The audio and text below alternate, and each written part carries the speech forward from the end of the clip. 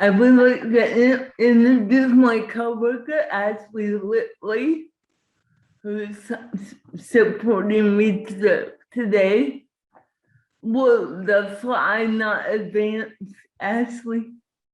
No, my headphones died, so I was trying to figure out audio situation, sorry.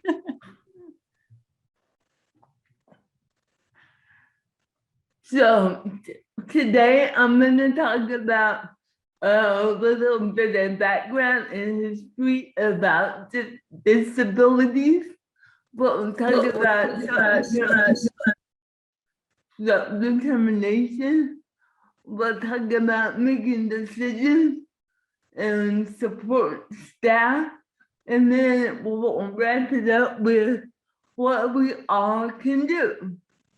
Go ahead.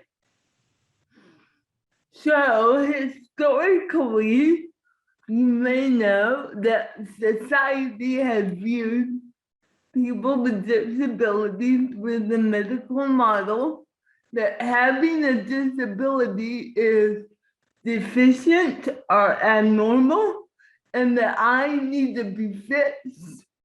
People with disabilities, it's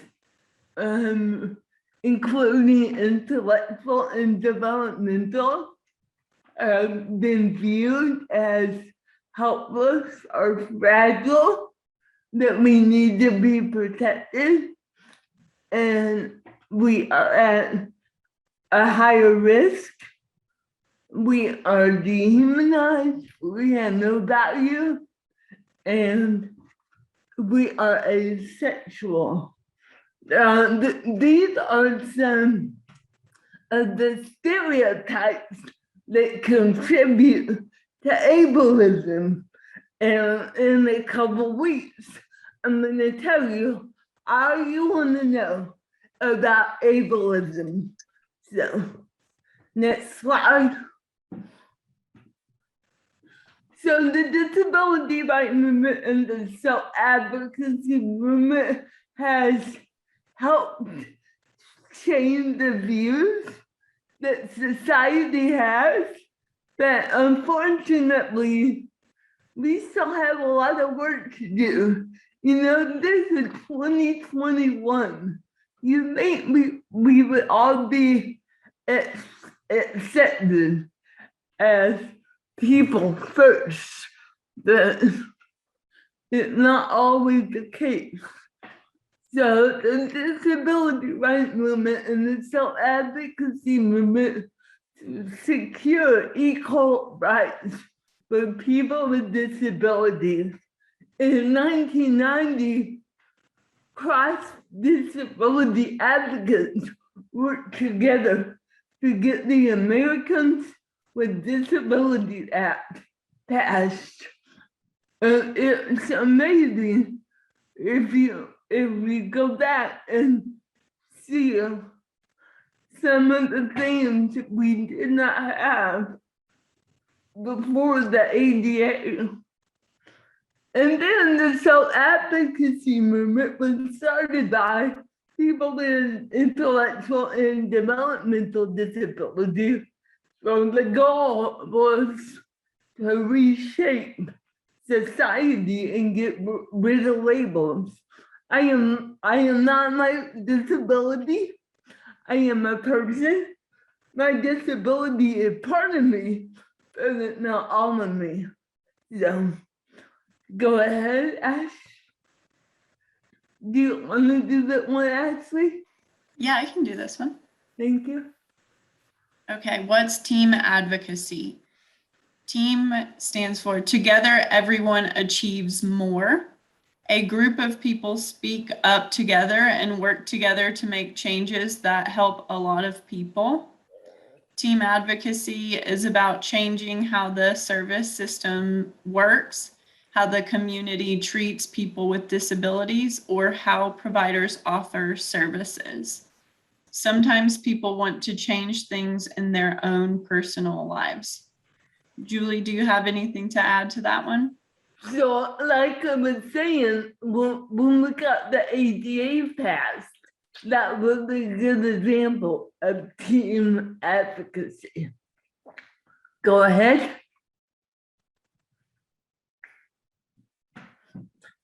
So people with disabilities and inclusion, we want jobs that are not segregated day programs. We want inclusive schools, not special schools. I really wish I could have the power to change the terminology special education to be inclusive education.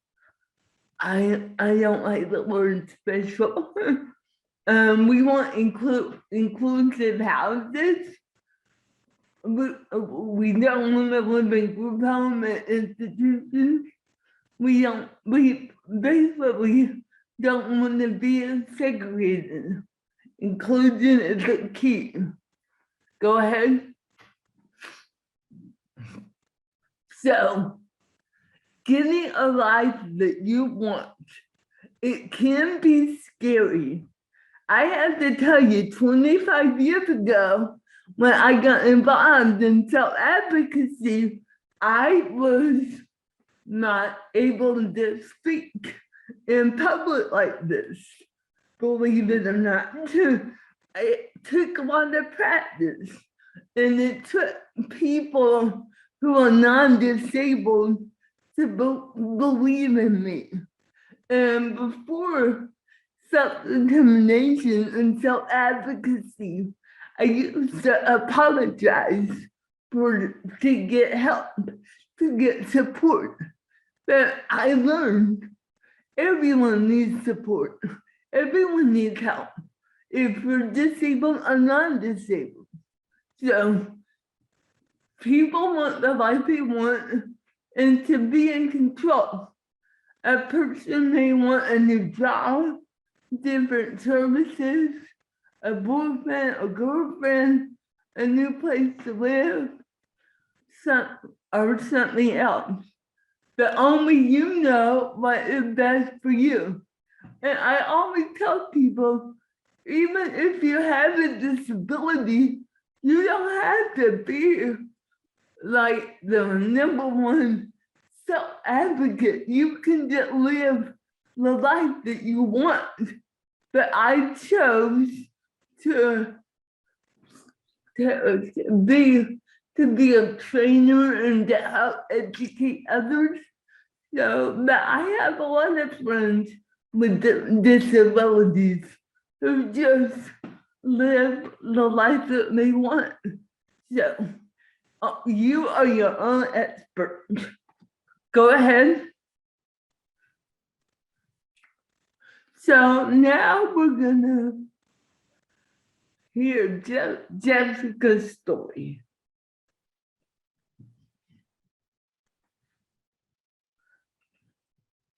We just wanted to let everybody know just because you have a disability doesn't mean you're less than or you don't know or you're not committed to something.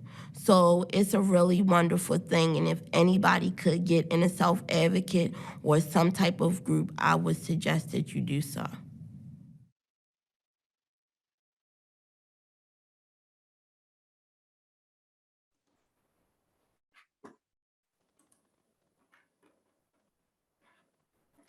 And then we are going to watch another clip from another self-advocate, Max.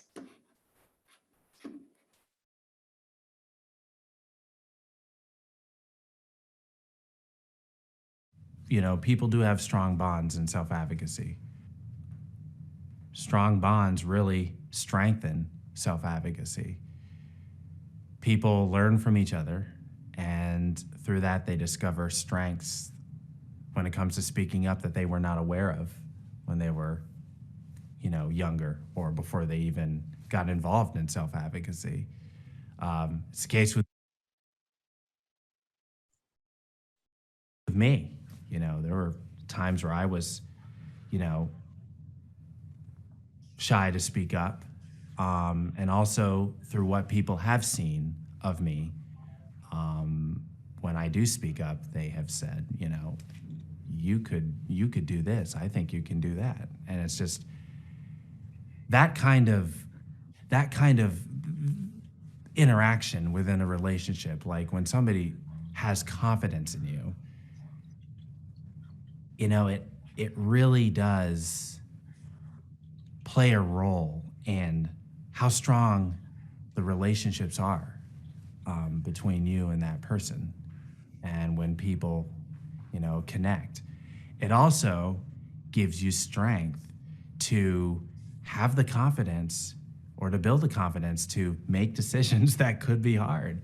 And also, too, you know, it can be used as a method in a supported decision making, because sometimes, you know, peers use each other to, you know, to get support to make big decisions. You know, they look to each other sometimes if they need to, or, you know, they have to. Like as we said, that was Max Barrows, and you all know Max. I know he came to your conference the year before I did. My coworker, Shabby Smith, has joined us. Hey, Shabby. Hi, sorry I'm late. I got the time zone wrong. Of course I did. I've been doing that a lot. So, you know, sorry I'm late, but I am here. It's okay. Ashley, do you have that PowerPoint? What was that? Okay, so we're gonna move on. We wanted to try to have some discussion about what people thought about the video and what does it say about being in charge. I think what Matt said is that you can look to your peers to get advice. I know to get the life I wanted when I decided to have children, I went to some of my peers with disabilities who already had kids and got their advice. And then now I'm able to give others advice who want to have children. I'm not saying everybody wants to have children. It's the hardest job, but the best job in the world.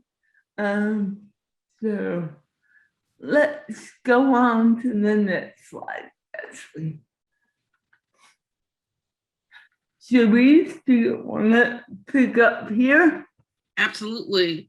So to get the life you want, you must speak up for yourself, even though that might seem scary. It's very scary when you're having people who may not agree with what you want or might not want to give you that independence. It's scary to say what you want for yourself.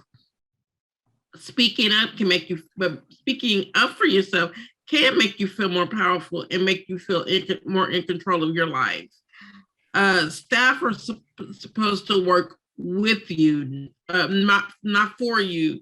Supposed to work for you. So I always tell people, don't talk at me, talk with me, talk to me. And that's very important for staff to do those things, because it's supposed to be an exchange. If you don't speak up, other people will trample your rights, know your rights. So if you don't speak up for yourself, people will just do whatever they want. They will invite themselves to make decisions for you if you don't speak up for yourself. And you have to know, I have a right for whatever life I want as an adult, with whether I have a disability or not. Find a group or other people with disabilities who can support you. I think Julie made a great point when she was talking about how when she was ready to be a parent, she talked to other people with disabilities. When I wanted to move out on my own, I went to an independent living center and I spoke with another advocate whose job I eventually took over after he left. I talked to him. He was a wheelchair user, and he taught me about living on my own he told me about flying. I had never flown before I met him, and he told me what to expect. So I got, great advice and support from him. And he walked me through those things that were scary, like living on my own, flying alone, and traveling alone. He talked me through those things that I was really afraid to do. But I knew if he could do it, I could do it too, because he was also a wheelchair user. He also had a disability. And so I knew he knew better than somebody without a disability to help support me. And to me, it was a little scary, right? Living out on your own. Oh, it was terrifying. When I traveled on a plane for the first time, I went to New York City. Never been out of the state, never had been out on an airplane. I'd been to Memphis, but Memphis really to me isn't out of the state. I had never been on an airplane, never had been out of the state. And I went by myself to New York City and I was petrified. I got so sick and stayed up all night, but I did it because it was a goal that I had. And I had to get past that fear. I just want to remind people what I said earlier. It's up to you what you want to do with your life. You are your own expert. You're your own expert. That's a great point, Julie. You're your own expert, and what's good for me might not be good for you. I know I wanted to live alone. You might say I want to live with a roommate and have a friend that keep me company. Whatever is comfortable for you, and what's good for me as a person with a disability is not always good for other people. So you have to know what's good for you and make those decisions. Yeah. One of my coworkers is famous for saying, if you've met one person with a disability, you've met one person with a disability, and that is so true. Yeah. And you have to make a personal action plan. If you're going to do something like living on your own, traveling, have a relationship, be more social, you need to create a plan so that you can do it. And that's everybody, whether you have a disability or not. You want to create a plan so that you can do it and be successful at it. So. Yeah, let's show them what it looked like, Sharice. Awesome. Let's go. Go ahead. Actually, next slide. So this is an action plan. So your first step is to decide what is wanted or needed clearly and simply. You don't have to, you want to take your goals and your plan in small chunks. If you do it where it's too big, I want to own my own house. If you do it in too big of chunks, it can be scary and overwhelming. Julie, I don't know about you, but when I think of something that's a big decision, I have to take it in small chunks and say, okay, I know I want to buy a house, but my smaller goal may be I want to save a down payment of $1,000. And that seems a little less, it's overwhelming, but it's a little less overwhelming than I want to buy a house. Mm-hmm. What needs to be done? So I need to once I've created my goal, I don't know, I want to travel to Europe. So what needs to be done?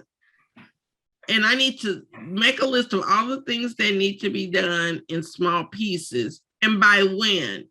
If you say, I want to travel to Europe, that could be anytime, but if you set a goal or a deadline as to when, you can hold yourself accountable. You can say, I know I have a responsibility, because if I have a goal, I also have a responsibility in living my own life. What can I afford? I can't afford to go to Europe. Maybe I can afford to do something else, and work our way up. How much, if I want to save for this big trip, what money can I afford out of my paycheck or out of my money every time I get my check in order to reach my goal? And then who can help? I've never traveled out of the country. I think Julie has. Julie knows So I could ask Julie for some support and some help. I might want to talk to a travel agent. Yeah. I use a wheelchair, so I might want to look and see and talk to somebody who has used a wheelchair who has traveled out of the country. And so I want to get those things set up so that my goal can be reached and I can be successful and I can have the least amount of struggle. And remember, things may change along the way. Just because you start off with a goal or with a plan, plans are meant to change. Plans change. I don't care what the best intentions. I have plans all the time, and all the time they have to be changed and altered because maybe it's not the best decision for me anymore. It might have started off with a good plan and a good decision, but and it's okay to change your mind. So maybe you decide, I don't want to do that anymore. I want to do something else that's a little less scary. I want to do something that's not so big. So I want to go to California instead of Europe. So I'm in the country, so it's a little less overwhelming, but I still get to travel. I'm just saying that because I really enjoy travel, as long as I don't have to drive in a car. So, And you can use the action plan for anything. You can use the action plan to clean out the garage. absolutely. I need to do all that. Yeah, you can do an action plan for anything. Maybe you want to clean out, like Julie said, clean out your closet. And then, which, like Julie, she needs to clean out her garage. I really need to clean out my closet. So maybe that thing is I need to separate my clothes and get my winter clothes out. Maybe it's I want to do it by the end of the week, and then maybe I can afford to get some storage things and some organizers. So that's what I can afford, and maybe I can get, since I don't drive, I can get my family and friends support to get the clothes I can't use anymore or don't want anymore, so that they can donate them to Goodwill. So, and I just wanted to give props to the people first of Washington State. They created an action plan. It's part of their curriculum, reaching my greatness. So, and this was created 20-something years ago, Julie. oh yeah, long time. We're telling our age. We are, but it's still, but my point is, it's still good. It still works. Yeah. It still works, Okay, let's go on next. Ashley, Teresa, this is you. So roadblocks, like I said, when you get a plan and you have every intention, you're gonna face roadblocks. Things, a roadblock is something that will get in your way or deter you or get in your way from you reaching your goal. And it can be almost anything. Next slide. The important thing is, if your roadblock is maybe I got sick, or maybe I didn't have enough money, or whatever, it's important to take it one step at a time. You can't jump from A to Z in an action plan. You have to do it in steps. It can be a pain, but you have to take it one step at a time to do your action plan and work your plan. Next. This is a great line that me and Julie love to use, and it says, the shortest distance between you and your goals is never a straight line. So that's what roadblocks are. It's never going to be as easy or a straight line. Life is full of amazing detours, and we all have goals. My goal in life was to be an attorney. From the time I was a little girl until I got to college, and they told me what I would have to do in order to be an attorney, and I said nuts to that. But I still the aspects I love about wanting to be an attorney, I get from being an advocate. I love arguing. I love proving a point. I love helping others. I like fighting for justice. So I still get to do those wonderful things without having to do 10 years in college or 15 years in college and then have to take a test to get out of college. So that worked for me. There's nothing wrong with being an attorney. I know some great ones. My mother actually worked for a judge. So what your plans, but my plan changed. And I'm so happy it did because I've met amazing people like everyone on this call, Julie, who is one of my dearest and closest friends, Ashley, people who I never would have met if I'd have became an attorney. So next.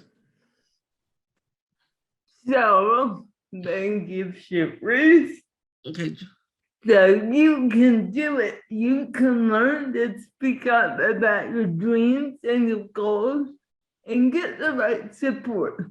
This is what helped me. When I got involved in self-advocacy, I got the right support. I got people who believed in me. And sometimes as people with disabilities, even the people we love, our family cannot always be supportive.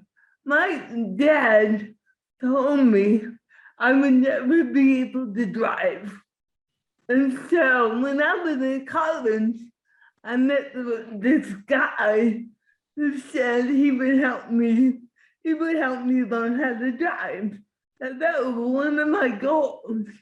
And so he did. He helped me learn how to drive. And eventually I got my driver's license. And me and Sharice used to work together at Arkansas People First. And we would drive all over the state.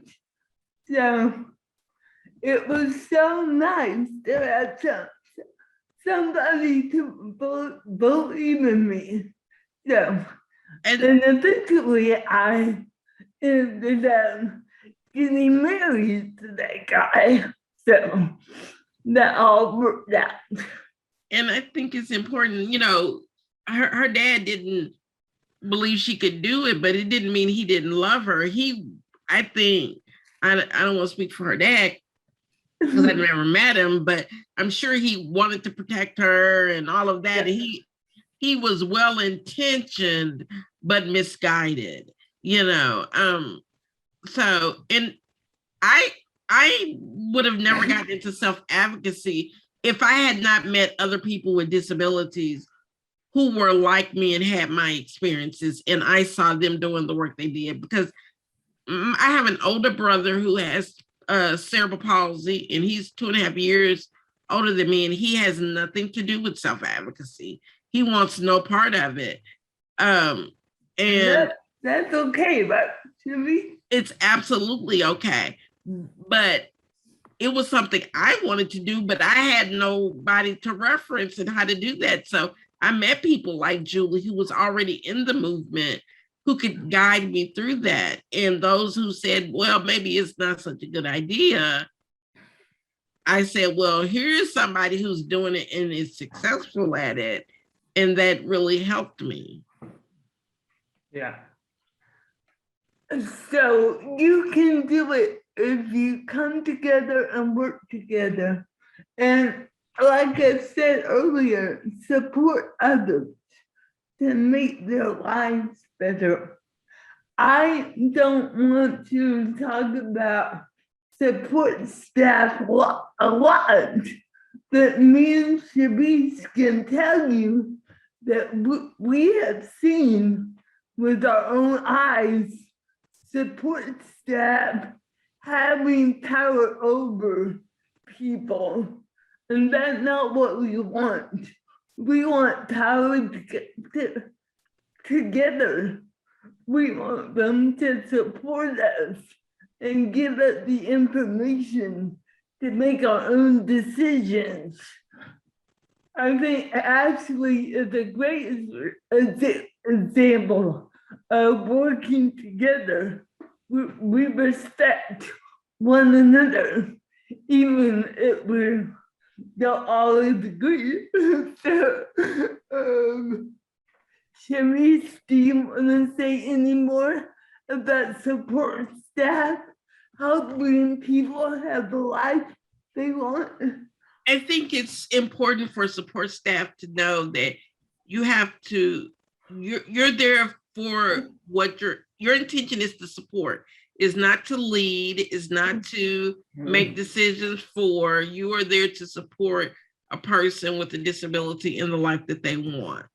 And you know, they're not your children, they're not in your care. So, you know, your only job is to support them in reaching their goals and to be there for them for that. So yeah. And like I said, give people information, you know? So because in the beginning, it's hard to make decisions. And if we don't have the information, that's even harder. And don't forget to have fun. We always have fun, right, Therese? Yes, like I always say, life is a beautiful disaster. So just have some fun, you know. This is what life is about. It's okay to, you know, like I said, it's a beautiful thing, but it's, you know, it is what it is. Okay, next slide, Ashley. Oh, I jumped the gun. I jumped ahead a little bit.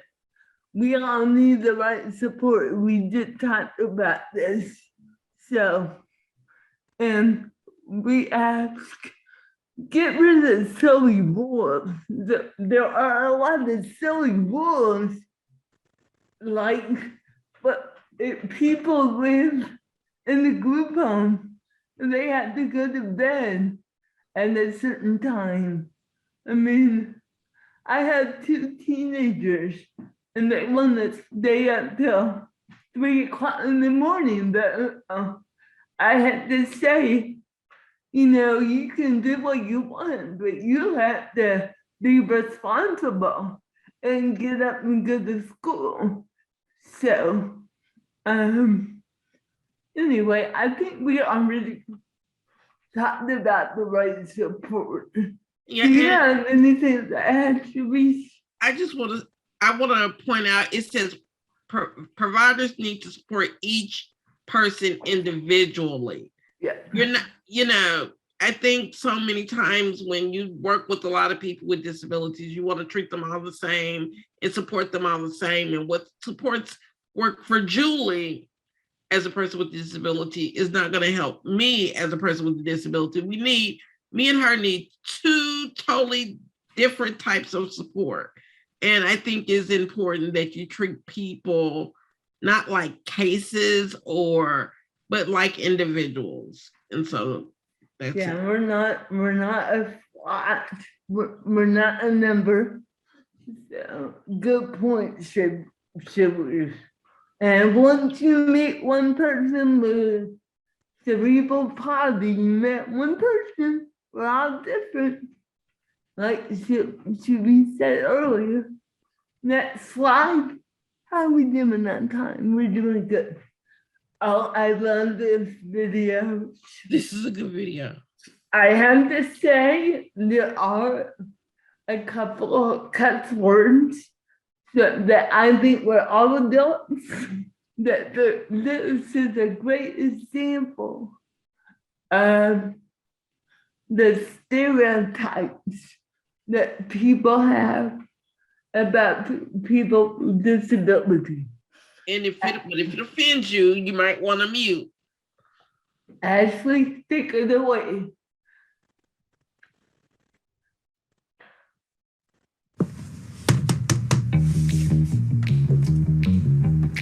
Hi, Stephen. You ready to go?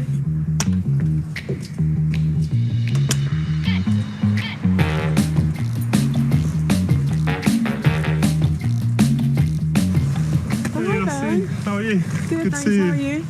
Oh, I didn't know you. I'm Stephen. And she supports me. Elsie, you're such an angel to be doing this work. You must be so patient. Well done anyway, yeah? I'll see you later, okay? What's that about? Well, some people seem to think there's something special about supporting people with disabilities just to do the same things that everyone else does. Oh, how interesting. I really need some toilet rolls. Should we go to the shop before we go to the cinema? Yeah.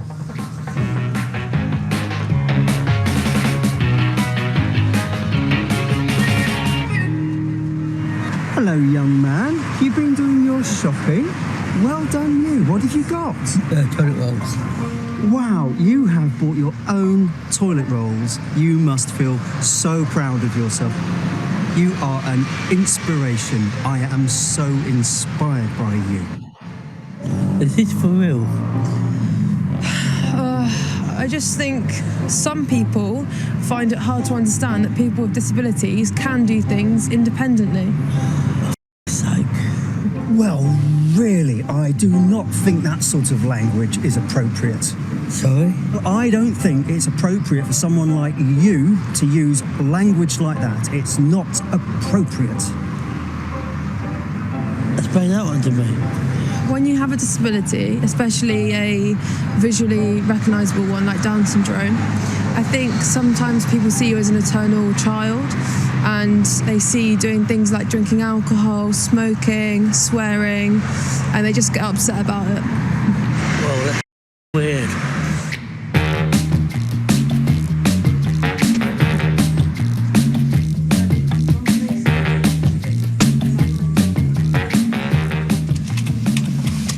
Hi guys, how are you? Oh, good, thanks. 2 tickets to Born Again, please. Born Again, that'll be £7. Stephen's paying. Oh, right. £7. Thank you. Here's your £3 change. That's my money, my change. Right, sorry.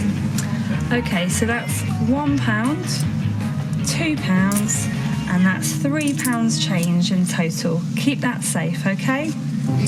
Here's your 2 tickets. Oh, here's your tickets, okay? Well done. Enjoy the film. Oh, wait, guys, did you manage to get your van into the disabled parking space? I don't drive.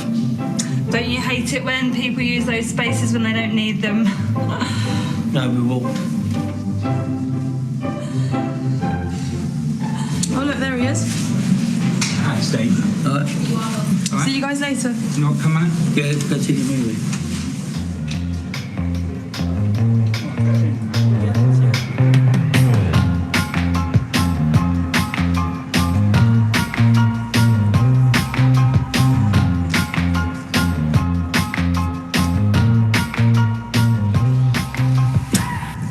What a day.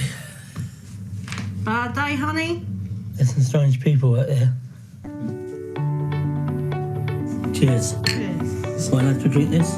Yeah, why not? Cheers.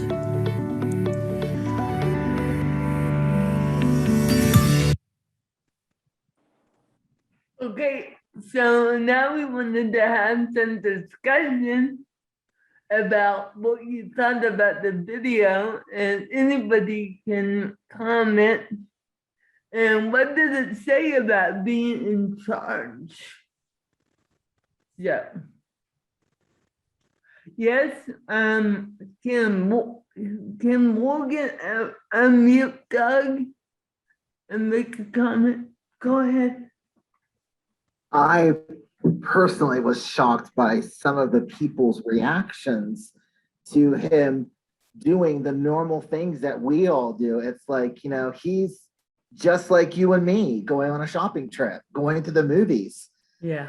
That was kind of like, whoa, you know, that's a bit too much. I mean, he's just being independent. That's what we're supposed to do. Yeah. Thank you. That's a good comment. Did you see anything else there's a lot of things that bothered me in that video. Anybody else?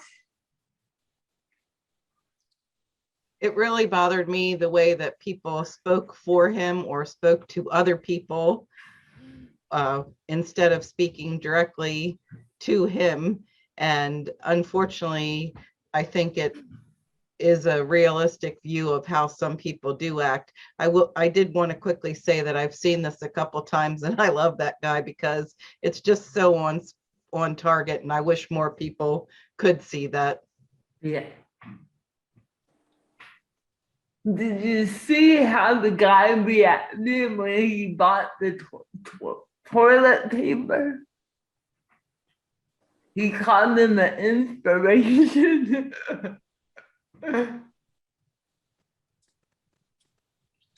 Which, people in the disability community, we call it inspiration porn because they say they think, oh, that person with the disability got dressed all by themselves and it's so amazing. And it's like, it really isn't. I've known Julie for a long time, and Julie both have a disability, and I think and like I said, she's one of my dearest friends, and she's not that special. I'm gonna be honest with you. There's a lot of great qualities about her. Her disability ain't one of them. And her driving, oh my God. But she's not special. She really isn't. She's a lovely woman, but she ain't special because of her disability. And I think there's a TED Talk with Stella, where she talks about, I am not your inspiration, And I think we showed that series in one of our presentations. Oh, okay. In the future. So. But she just because I work or just because I live on my own does not make me an inspiration. It makes me just like anybody else. Just because we get out of bed in the morning. Yeah. And we don't get out of bed. Yeah. Ashley, I know you have a lot of good points about what you saw. Do you want to share? Yeah, before I share, I know Melissa had a point she wanted to make about the video. Melissa, would you like to go now? Thank you. I'm sorry. Yes, it really made me mad that Stephen, he gave the money to the person that was working at the movie theater, and then she tries to give it to his support person. Yeah. I mean, really? And then she grabs his hand and says, take good care of it. What's up with that? I don't know. I don't know about West Virginia, but I have seen that a lot when staff take people shopping and they go to the checkout. The cashier will talk to the staff instead of the people with disabilities. And so what we need staff to do is exactly what that woman, it's Stephen's money or it's Stephen is paying, And I know me and Julie have both encountered this is when we're at restaurants and they'll turn to the person that we're with and they'll say, well, what are they having? Yeah. And yeah, Morgan, same kind of expression you had. That's my exact thought. One time I went out to dinner after I did a training with one of my colleagues, and I told her I was gonna buy because she was only gonna have a bowl of soup. So the waitress forgot to bring me my salad, and I already told the waitress I was buying, to give me the check. But the waitress went to my friend and whispered in her ear and said, I forgot her salad, so I'm not gonna put it on the chat. And my friend was like, why are you telling me? You need to tell her, you know? So, Ashley? Yeah, in the video, one thing that always stands out to me, and Melissa kind of talked about it a little bit when the movie theater person grabs Steven's hand. All through the video, that happens where people touch him without his consent. And that's always the thing that really bothers me, is how often people feel like they have kind of the ability to touch him without his consent, or not even in a space where touching needs to happen. Yeah. It looks like Dee Dee has a comment too. Okay. I was going to say that in all the years that I've been involved with people with IDD, that one of the things that you run into is that whole thing about, oh, you're such a good person for doing that work. And it's a hard thing to know how to respond. Often my response is, well, it's not for everybody, but it suits me perfectly, and just leave it, because it's just hard to respond, especially if you're standing there with, a friend with a disability. But the other thing we run into, or I have, is over nurturing staff. Like you said, these folks are not their children. And a few years ago at People First Conference, I had a staff who was very caring, but she was walking around holding hands with the person she was working with. And I finally said, look, you can guide him by his elbow or stop him if you're concerned he's going, to stumble over a curb. But the only other people here holding hands are a married couple and a boyfriend and girlfriend. If you look around, it's not appropriate, just because you're old enough to be his mom, that you walk around with this adult man holding hands. And she was pretty offended, but it's something she needed to understand, that it was not okay. It wasn't okay for him and his independence, and it just gave the wrong vibe. Thank you, Dee Dee. That's an excellent point. And I feel that people start doing that in the school system, in special ed. I have seen it where they just grab people by the hand, or they grab them by the wrist, and they pull them where they want them to go. And so then when they become in an adult situation, people continue to do it. It really drives me bananas, I had a really quick point that I wanted to make related to what Sharice said, and I don't want to veer off topic, but one of the problems that I have in getting funding is that it really is bothersome to me the way people utilize people with disabilities to get funding for supports for services. And I struggle with that, and I'd rather not have money than to go to that extreme that some people go to. Agreed. I agree too, Liz. I know many people with disabilities, who don't get to go on vacation or don't get to do certain things because of their limited budget. But then you have these CEOs that are making bukus of money in the name of disability. And not that they don't do a good job, but I wish there was some way to have more equality. So. Yeah, it's almost like using the person as a disability as a token. Like if I have this person with a disability on my staff or on my grant or whatever, I know I can get the funding because it'll look good, not because I feel that they're a valuable member of a team. Yeah. But you all on the call, on the Zoom, are great allies. so you can help. And Didi, I'm trying to think of what I would say to someone who said that to me. Ashley, you've heard that before. It's so good of you to work with those people. What do you say, Ashley?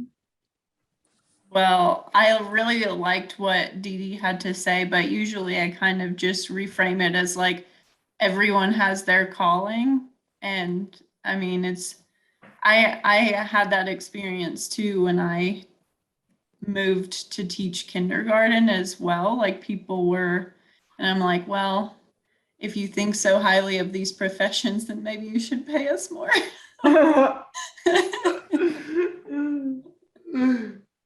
Are there any other comments before we move on? About the money, I don't know if that should be because of my cerebral palsy. If I'm shopping by myself, I have to set my wallet on the counter and then get the cash out. And I have had people over and over and over try to grab my cash. I have to say, I can do it. Stop, I can do it. Oh gosh. Anyway. And that's another consent thing, Julie. People are touching an extension of you, your money, without asking you if they can do that. So that's again against without your consent. Yeah, that I didn't think of it like that. Yeah, you're right. I was sharing with Julie and Ashley earlier this week how I was hurt in an airport because someone didn't listen to what I said about the supports I needed, and I was seriously injured. And so it's better to listen to the person with disability because they know better than anybody. Yes. Yeah. And I'd rather me hurt me than you hurt me. I did that for you. We both wobble and they do fall down. Yeah, we've learned how to fall down. Exactly. Julie, that's a great point. Okay, let's go on. We have about 4 more minutes. So we just want our voices to be heard, to give us the freedom and choice and the chance to control our own lives. And as a parent, I know it's hard. My son just turned 18 last Saturday, and he is milking it for all it is. Let's go on, Ashley. Sharice, you want to read this one? Okay, so in the end, we all want to be leaders in our lives. We all want to be in charge of our lives. I don't care who you are. Many of us are learning to take charge of our lives. You know, it's a process after you've been, oppressed so much and told, you're not in charge, being told what to do and being put into compliance. We're all learning every day how to be more in charge of our lives. We need the right supports and information to succeed. It's hard to succeed if you don't have the right supports and information that you need to be successful. And are we all willing to work together for change? We should all, people with disabilities and people without disabilities, we need to work together in order to be examples and models for other people. We want to model the behaviors that we want to see. If I want to show people with disabilities how to be independent, I need to be independent as well, so I can model that behavior. If I'm gonna have somebody without a disability supporting me with something, they need to model the behaviors that we want to show the world so that more people will catch on. Yep. Next slide, please. So, thank you, West Virginia, for having us. And if you have any other questions that you didn't get to ask, feel free to email me and Sharice. And see you in the next week. Yep. I think. Yep. Yep, next week. Yep. Any last burning comments? I just want to say thank you, Julie and Sharice. This was excellent, and I really feel like it was timely. So thank you very much. Absolutely. Thank you for having us. I'm always glad when I can inform other people. So Yeah, we need our allies. We need to stick together. So okay. Thanks to all three of you. It was great.